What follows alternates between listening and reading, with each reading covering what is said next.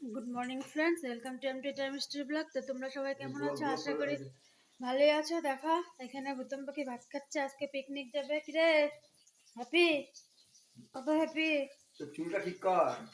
এখন বাজে হলো 7:30। ও ঘি দিয়ে ভাত খেয়ে গেল, আর আমি এখানে রান্না বান্না করছি। দেখো বেগুন ভাজছি, আর এখানে শালগমালের তরকারি হয়ে গেছে। বেগুন বটি এখন আর করবো না, ওরা সব চলে যাবে, আর আমার এগুলোর প্রয়োজন নেই। দিনের আমি একাই খাবো।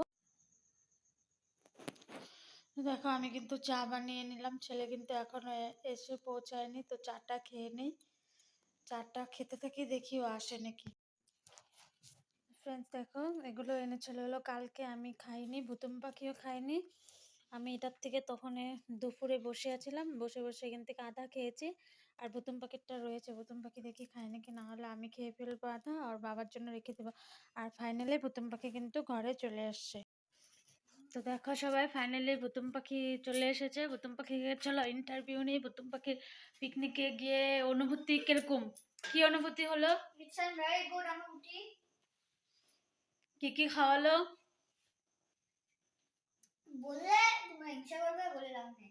ওই বাবার গ্লাসটা আমাদের খাইস না, সংকল্প মাস মাংস মাংস খাই আইসোস।